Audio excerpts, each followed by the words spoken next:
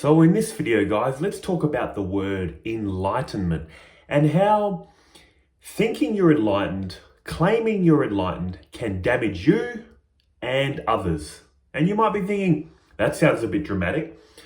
Well, first of all, this word enlightenment, it reminds me of the word God, because the word God means so many different things to so many different people, and same with enlightenment. It's funny, when I first got into spirituality, I heard all this, it's the path to enlightenment, because I got into Buddhism, by the way. But the thing is, it's really funny because you're seeking something, you don't even know what it is. It's like going to university and studying, and you're studying and someone says, "What are you studying?" And you're like, "I don't know, I'm just studying." "What do you hope to attain?" "I don't know, but I hope I'll know once I pass the course." "What course?" "I don't know." It's this vague thing where you're trying to seek something, you don't know what it is. And when I was into Buddhism, I did start thinking, okay, maybe enlightenment is what the Buddha achieved. And that seemed so unattainable, honestly. Because my thoughts of enlightenment at that point were becoming all-knowing, as in literally knowing everything everyone's thinking. I don't know, a glowing head, supernatural powers. I don't know. I just thought there'd be some massive shift in my perspective of the world and my abilities. I'm sorry, but that's what I thought. And I thought, this is unattainable almost. But then it flipped to, I got into non-dual teaching slowly, and this was the complete reverse. Neo-Advaita non-dual teachings, I should say, which is, they speak from the highest truth. What we talk about in non-duality. Ultimately speaking, there's no one here, there's nothing to do, there's no one in suffering, there's no one seeking enlightenment, all that kind of Neo-Advaita speak. And why this is dangerous is because it is true. Ultimately, it's true. And the issue with that being ultimately true is our ego can misinterpret this and think, oh, I'm already enlightened. There's no one here, there's nothing to do. I've heard people say this. Once I learnt this knowledge, I threw out all the spiritual books or gave them away or whatever. I stopped all the spiritual practice. And I'm thinking, that's such a shame. Because, okay, I say it's a shame, but what I should also add is, if hearing this high understanding has solved the problem of your suffering, if you found inner peace, fair enough, throw out all the spiritual books, stop all the spiritual practice. But if you've understood this knowledge, Neo-Advaita, but you still feel like a person living a life and you're still seeking happiness, in other words, you're picking option A over option B. There's some people you like to hang around, there's some people you don't. If you still have desires, after hearing this high knowledge, throwing out all your books, stopping all your spiritual practice, my question would be, what's the point then? It hasn't solved the problem of your suffering. If it did, you wouldn't want to be around this person, not around that person. You wouldn't want to do this activity, not that activity. See what I'm saying? You were doing that before spirituality as a worldly person. You're seeking happiness in the world. Now you've got some high Neo-Advaita knowledge saying you're already enlightened. Now you're still acting like a worldly person. I'm not doing this to criticize, by the way. I made this channel to help. Genuinely help. So all I'm saying is, again, if it's worked for you, cool. But if you're anything like me, that's the other extreme I went to. Thinking enlightenment was unattainable. Now thinking, when I was in that mode of thinking, I'm already enlightened. We're all enlightened. No one here, nothing to do. All spiritual practice reinforces ego. So why do it? That's the other extreme. So the first option wasn't making me happy, thinking this is unattainable, enlightenment. Second option, it seemed too simple, wasn't making me happy. Where have I settled on now? First of all, I don't try to seek enlightenment anymore. My whole goal was what I originally started with. End of suffering, inner peace under all conditions. And how do I do that personally? I try to avoid difficult people and situations for inner peace, of course. But come on, this is life. If you're watching this, you're living a regular life like me. There are people and situations we can't avoid. So how do you find inner peace under those conditions? Everything I've mentioned in past videos, if you've seen them. Spiritual practice, spiritual knowledge of oneness, all that kind of stuff. I won't elaborate in this video, but my whole goal is inner peace under all conditions. How do I know my inner peace is disturbed? Feelings of anger and irritation, that's what spiritual practice is for. My whole goal is to ultimately inner peace under all conditions with no irritation or anger. Or if there's anger, snuffing it out really quick. And look, if that's enlightenment, I'll call that enlightenment, but I don't even want to use this term anymore. And here's another beautiful thing, another beautiful way of speaking of enlightenment and thinking about enlightenment from the monks of the Sri Ramakrishna order. I really love this, really beautiful. Here's what they say.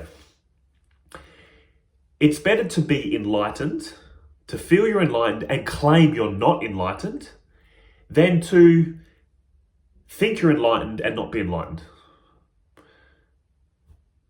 You know why they do this? It's very smart and very wise. Because why are you getting into spirituality or seeking enlightenment to begin with? Is it for other people or you? It's for you. So it's better to think and feel you're enlightened and tell people, I'm not enlightened. Because, first of all, enlightenment is for no one else other than you. And also, if you go around saying, I'm enlightened, I'm perfect, people are going to hold you to that standard, and you're going to hold yourself to that standard. And as soon as you slip up, they're going to say, I thought you said you were enlightened. See, you're putting all this expectation on others for you and on yourself. And again, why are you getting into this? To impress others? No, you're getting into it to solve your suffering. So again, it's better to think and feel you're enlightened and say you're not, than to say I'm enlightened and not really think and feel it. Because you're gonna, if you truly feel it, like these neo-Advaitans are saying, there's no one here, nothing to do, but then they're still getting angry and reacting. You've convinced yourself you're enlightened, you've told others you're enlightened and they're enlightened, but you're still getting angry, reacting to the world. See how it's going to damage you. So it's better to have a humble attitude to this. Always have the mindset of a seeker for the rest of your life. And this reminds me, this doesn't just apply to enlightenment. It reminds me of rich people. Wise, truly rich people do this, I've noticed. I've come into contact with people that I thought they're just a regular person. And then later on someone's told me, yeah, they appear regular in the sense of they're dressing like the average person, driving the average car, whatever, and they're just very humble. And then I'm told they're actually worth a lot of money. And you think, well, I wouldn't have even known. Because that's very smart. Again, why are you truly wanting to become rich? What's the real reason you want to become wealthy if you're into that kind of lifestyle? For financial freedom, to stop stressing about money, to have the freedom to do what you want when you want, take care of, making sure your family's not stressing. You're doing it for you and your family. You're not really doing it for anyone else.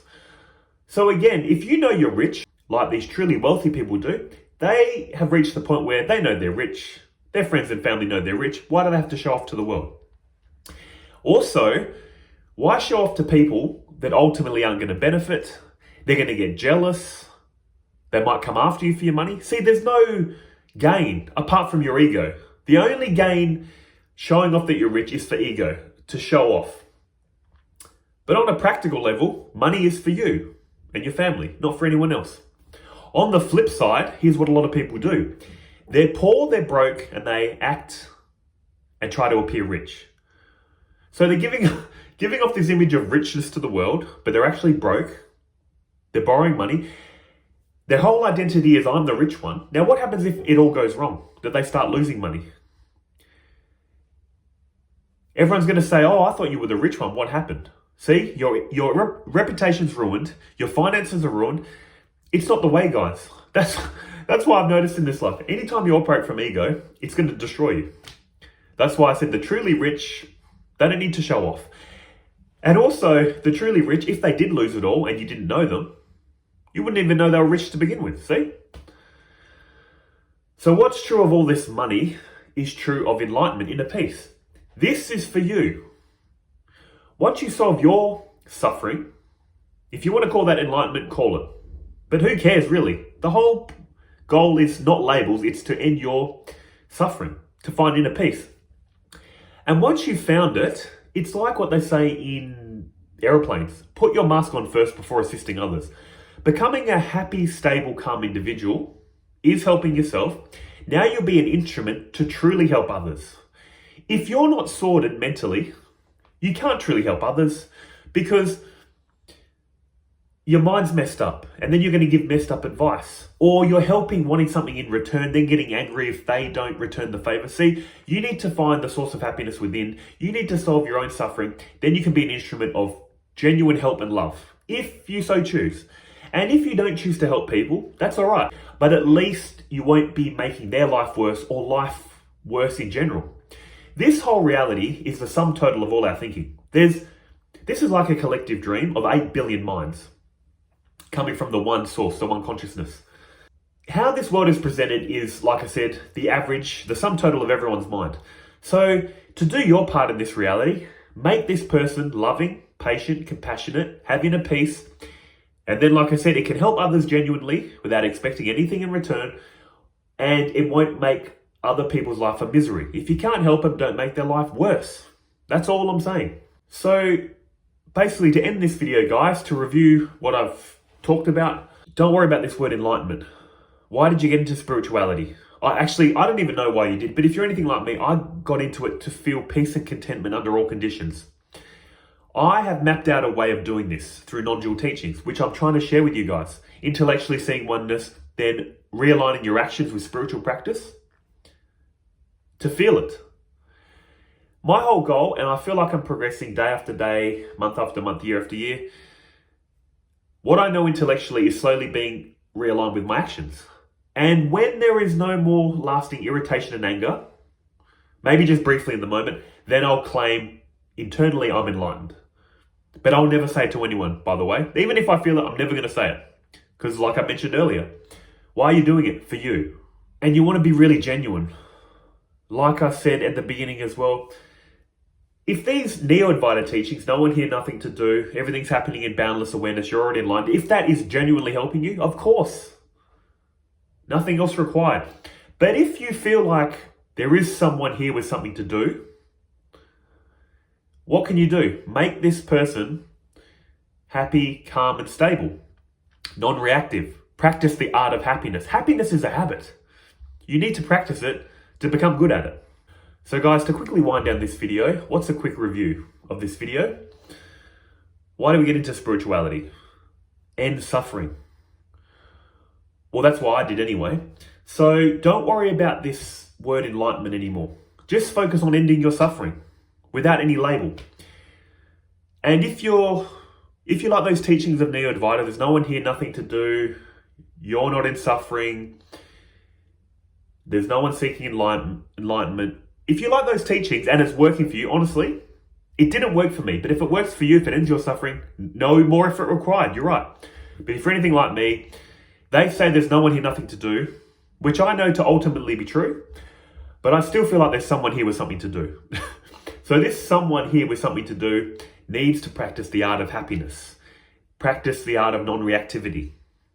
Being calm, happy. That's the only way I've found. Which is what I'm trying to share with you guys in this video. And again, enlightenment is not for anyone else but you. Others will benefit from your so-called enlightenment, but make this person you think you are happy, calm, stable, not adding to the misery of the world. And if you so choose, help others. Because if you're not helping them, at least you're not making their life worse. That's all I've found. So I wish you well with whatever you're trying to achieve on the spiritual path. I just heavily recommend get rid of this word enlightenment. Just focus on your own inner peace and happiness. And then if you want to call it enlightenment, cool. But again, also don't tell others you're enlightened. If you genuinely think, oh, this is real enlightenment now, never admit it. Because you're going to stop learning and others are going to hold you to a high standard. Why is that advice so wise? Because it comes from monks. Monks from the Sri Ramakrishna order. Of course it's wise, they're monks. Any case, guys, hope this video helps. I'll see you in the next one, eh? Bye.